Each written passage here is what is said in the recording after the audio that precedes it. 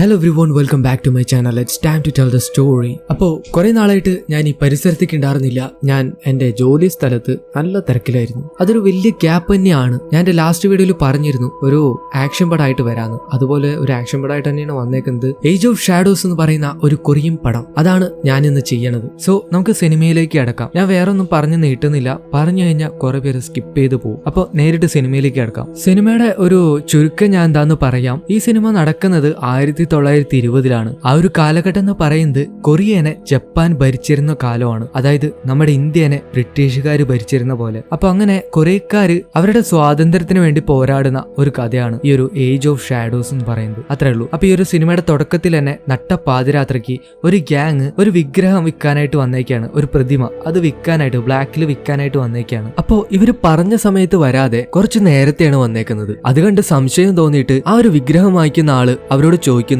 നിങ്ങൾ എന്തുകൊണ്ടാണ് അങ്ങനെ ചെയ്തേ? ഇതിപ്പോ ഫേക്ക് ആണെന്ന് ഞാൻ എങ്ങനെ അറിയാം? അയാൾ ഓൾറെഡി സംശയം തോന്നിയിട്ട് ജപ്പാൻ പോലീസിനെ വിളിച്ചായിരുന്നു. ഇപ്പൊ ഇവർക്ക് ചുറ്റിലും ജപ്പാൻ പോലീസ് വളഞ്ഞേക്കാണ്. കാരണം ഇവര് കൊറിയയുടെ സ്വാതന്ത്ര്യ സമര സേനാനികളാണ്. അവർക്ക് ആ ഒരു പോരാട്ടത്തിന് വേണ്ട പൈസയ്ക്ക് വേണ്ടിയിട്ടാണ് ഇവർ ഈ ഒരു വിഗ്രഹം വിൽക്കാനായിട്ട് വന്നേക്കുന്നത്. ഇതറിഞ്ഞപ്പോ തന്നെ അവരവിടുന്ന് എസ്കേപ്പ് ആവാൻ നോക്കുന്നുണ്ട്. പക്ഷെ നിർഭാഗ്യവശാല് അവർക്ക് ആർക്കും അവിടുന്ന് രക്ഷപ്പെടാനായിട്ട് പറ്റില്ല. അവരുടെ തലവൻ ആ ഒരു പോലീസ് ക്യാപ്റ്റന്റെ പിടിയിൽ പെടുമ്പോ അയാൾ സ്വയം സൂയിസൈഡ് ചെയ്ത് കളയും. ഇതേ സമയം അവരുടെ കൂടെ ഉണ്ടായിരുന്ന മറ്റൊരു പയ്യൻ അവരുടെ കയ്യിൽ പെടയാണ്. അവരവനെ അറസ്റ്റ് ചെയ്യുന്നുണ്ട്. അവരുടെ കൂട്ടത്തിൽ ഇവന് മാത്രമാണ് അവർക്ക് ജീവനോടെ പിടിക്കാൻ പറ്റിയേക്കുന്നത്. അങ്ങനെ ആ ഒരു ജപ്പാൻ പോലീസിന്റെ തലവൻ ഈ ഒരു ക്യാപ്റ്റന് നല്ല പ്രഷർ കൊടുക്കാണ് ആ ഒരു സംഘത്തിനെ പിടിക്കാനായിട്ട്. അങ്ങനെ ഇയാൾക്കൊരു ഐഡിയ തോന്നിയിട്ട് ഇപ്പോ ഇവരുടെ പിടിയിലുള്ള ആ ഒരു പയ്യനുണ്ടല്ലോ, അവൻ അയാൾ തുറന്നുവിടാണ്. അങ്ങനെ ചെയ്യുമ്പോൾ അവൻ അവന്റെ കൂടെയുള്ള ആൾക്കാരെ അന്വേഷിച്ച് പോകുന്നുള്ള ചാൻസ് ഉള്ളതുകൊണ്ടാണ് അയാൾ അങ്ങനെ ചെയ്യണത്. അപ്പൊ പിന്നെ അവരും പിടിക്കാലോ. അങ്ങനെ അവർ റിലീസായ അപ്പൊ തന്നെ അവന്റെ ആൾക്കാരുടെ അടുത്തേക്ക് പോവാണ്. ഇപ്പോ അവരുടെ പഴയ ഹെഡ് മരിച്ചുകൊണ്ട് തന്നെ ആ സ്ഥാനത്തേക്ക് പുതിയതായിട്ട് അവരുടെ കൂട്ടത്തിൽ ഒരാൾ അവർ നിയമിക്കാണ്.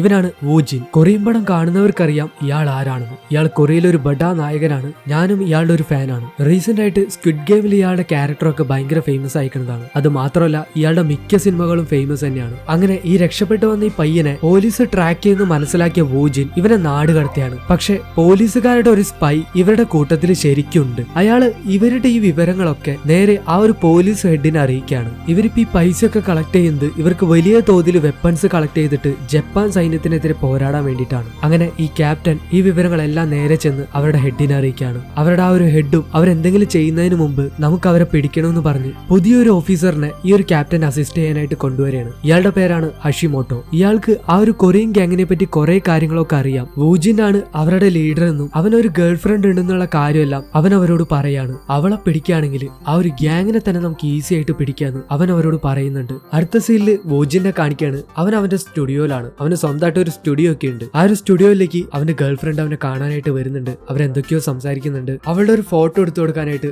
അവനോട് അവൾ പറയാണ്. അങ്ങനെ അതേസമയം മറ്റേ ആ ഒരു പോലീസ് ക്യാപ്റ്റൻ ഉണ്ടല്ലോ, അയാള് ഇവന്റെ സ്റ്റുഡിയോയിലേക്ക് ഇവനെ അന്വേഷിച്ചു വരാണ്. അയാൾ വന്ന് അപ്പൊ തന്നെ അവന്റെ ഗേൾ ഫ്രണ്ട് അവിടുന്ന് പോകുന്നുണ്ട്. ഇപ്പൊ ഈ ഒരു പോലീസ് ക്യാപ്റ്റൻ വന്നിരിക്കുന്നത് ഒരു ശില്പമായിട്ടാണ്. കാരണം ഈ വൂജിൻ ഈ ശില്പങ്ങളുടെ ഒക്കെ കാര്യത്തിൽ ഒരു എക്സ്പേർട്ട് ആണ്. അവന് ശില്പങ്ങളൊക്കെ ഉണ്ടാക്കുന്ന ഒരു കമ്പനി തന്നെയുണ്ട്. അവൻ ആ ഒരു ശില്പം കാണുമ്പോൾ തന്നെ പറയുന്നുണ്ട് അത് ഫേക്ക് ആണെന്ന്. അങ്ങനെ അവന്റെ കാര്യങ്ങളൊക്കെ പറഞ്ഞു കഴിയുമ്പോൾ അവൻ അയാളോട് അയാൾ ആരാണെന്ന് ചോദിക്കുകയാണ്. അപ്പോഴാണ് അയാള് താനൊരു പോലീസ് ഓഫീസർ ആണെന്ന് വൂജിനോട് പറയുന്നത്. ഇത് കേൾക്കുമ്പോൾ തന്നെ അവൻ അയാളോട് ക്ഷമാപണം നടത്തുന്നുണ്ട്. ഞാൻ എന്തൊക്കെയോ നിങ്ങളോട് പറഞ്ഞു, നിങ്ങൾ അതെല്ലാം മറന്നേക്കുന്നു. അപ്പൊ ഈ ഒരു ക്യാപ്റ്റൻ ആണെങ്കിൽ എനിക്കതൊന്നും വിഷയമല്ല, ഞാൻ ഇതെല്ലാം അറിഞ്ഞിട്ട് തന്നെയാണ് വന്നേക്കുന്നത്. എനിക്ക് നിന്റെ ബിസിനസിനെ കുറിച്ച് കൂടുതൽ അറിയണമെന്ന് പറയാണ്. അങ്ങനെ വൂജിനും അയാളോട് കൂടുതൽ കാര്യങ്ങൾ പറയാണ്. പക്ഷെ രണ്ടുപേർക്കും അവരാരാന്ന് കൃത്യമായിട്ട് അറിയാം. വൂജിനും ഇയാളൊരു പോലീസുകാരനാണെന്ന് അറിയാവുന്നതുകൊണ്ട് അവന്റെ സീക്രട്ട് ആയിട്ടുള്ള ഒരു കാര്യം അവൻ അയാളോട് തുറന്ന് പറയുന്നില്ല. അതുപോലെ തന്നെ വൂജിനാണ് കൊറിയക്കാരുടെ ലീഡർ എന്ന് ഈ ഒരു ക്യാപ്റ്റനും അറിയാം. അതുകൊണ്ട് തന്നെ ഈ ഒരു ക്യാപ്റ്റനും അവന്റെ ഒഫീഷ്യൽ ആയിട്ടുള്ള കാര്യങ്ങളൊന്നും തന്നെ അവനോട് പറയുന്നില്ല. പുറമേ ചിരിച്ചു കളിച്ച് രണ്ടുപേരും സൗഹൃദഭാവം കാണിക്കുന്നുണ്ടെങ്കിലും രണ്ടുപേരും അലേർട്ടായി തന്നെയാണ് ഇരിക്കുന്നത്. അപ്പോ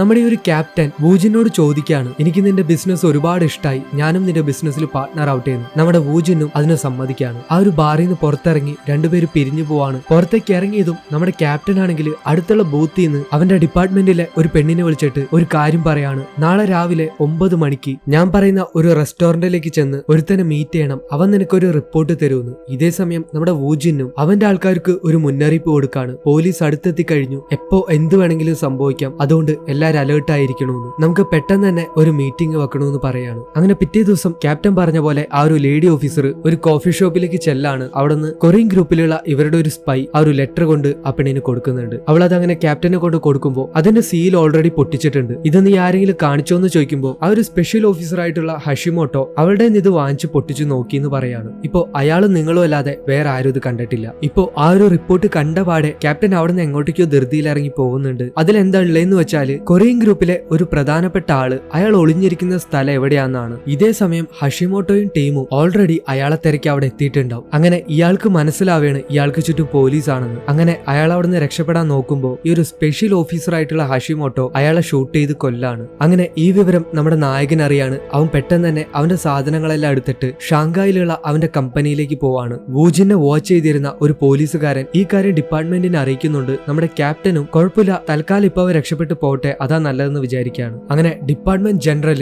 ക്യാപ്റ്റനും അവന്റെ അസിസ്റ്റന്റിനും വിളിച്ച് കാര്യങ്ങൾ സംസാരിക്കുകയാണ്. ഇപ്പോ ആ ഒരു കൊറിയയുടെ ലീഡർ ഷാങ്കായിക്ക് രക്ഷപ്പെട്ടു പോയിരിക്കുകയാണ്. അവൻ അവിടേക്ക് പോയി വെപ്പൺസ് എല്ലാം കളക്ട് ചെയ്ത് നമ്മൾ അറ്റാക്ക് ചെയ്യുന്നതിന് മുമ്പേ നിങ്ങൾ അവിടെ പോയി അവരെ പിടിക്കണമെന്ന് പറയാണ്. ഇതിനിടയിൽ ഈ ഹഷിമോട്ടോ ക്യാപ്റ്റൻ അറിയിക്കാതെ നേരത്തെ ആ ഒരു കൊറിയയുടെ ആളെ പിടിക്കാൻ പോയിട്ട് അയാളെ ഷൂട്ട് ചെയ്ത് കൊന്നല്ലോ. അതിന്റെ പേരിൽ രണ്ടുപേർക്കും അങ്ങോട്ടും ഇങ്ങോട്ടും വലിയ വിശ്വാസമൊന്നുമില്ല. അതുകൊണ്ട് തന്നെ നമ്മുടെ ക്യാപ്റ്റൻ ഹഷിമോട്ടോന്റെ അസിസ്റ്റന്റിനെ വിളിച്ചിട്ട് ഇവൻ എന്ത് ചെയ്താലും ഉടനെ എന്നെ അറിയിക്കണമെന്ന് പറയാണ്. പക്ഷെ അതേപോലെ തന്നെ നമ്മുടെ ഈ ഒരു സ്പെഷ്യൽ ഓഫീസർ ആയിട്ടുള്ള ഹഷിമോട്ടോയും ക്യാപ്റ്റനെ ഫോളോ ചെയ്യാനായിട്ട് വേറൊരാളെ അറേഞ്ച് ചെയ്യുന്നുണ്ട്. ഇതേ സമയം ഷാങ്കായിലുള്ള നമ്മുടെ നായകൻ ചെറുക്കന് ക്യാപ്റ്റന്റെ അടുത്ത് നിന്ന് ഒരു ലെറ്റർ വരികയാണ്. ഞാൻ നിന്റെ അടുത്തേക്ക് വരാണ്, നാളെ നീ ഷാങ്കായ് റെയിൽവേ സ്റ്റേഷനിൽ എനിക്ക് വേണ്ടി വെയിറ്റ് ചെയ്യണമെന്നാണ് അതിൽ പറഞ്ഞേക്കണത്. അങ്ങനെ നമ്മുടെ നായകൻ അവന്റെ ഗേൾ ഫ്രണ്ടിനെയും കൂട്ടിയിട്ട് ഈ കൊറിയൻ ഗ്രൂപ്പിന്റെ എല്ലാം ഒരു ബഡാ തലവനുണ്ട്, പുള്ളിനെ കാണാനായിട്ട് പോവാണ്. അതായത് ഈ ഒരു ക്യാപ്റ്റൻ ആയിട്ടുള്ള മീറ്റിംഗിന്റെ കാര്യം പറയാനായിട്ട്. ഈ ഒരു കൊറിയൻ ഗ്രൂപ്പിന്റെ ആ ബഡാ തലവൻ ആരാണെന്ന് വെച്ചാൽ ഇയാളെ ചിലപ്പോൾ നിങ്ങൾ കണ്ടിട്ടുണ്ടാവും. ഇയാളും കൊറിയൻ സിനിമയിലെ ഒരു ബഡാ നായകനാണ്. സ്ക്വിഡ് ഗെയിം ഒക്കെ കണ്ടിട്ടുള്ളവർക്ക് അറിയാം, അതിലൊക്കെ വില്ലൻ ആ ഒരു ബ്ലാക്ക് മാസ്ക് വെച്ച ഫ്രണ്ട് മാൻ. ഇങ്ങോരാണ് ഈ പടത്തിലെ കൊറിയൻ സ്വാതന്ത്ര്യ സമര സേനാനികളുടെ ബഡാ തലവൻ.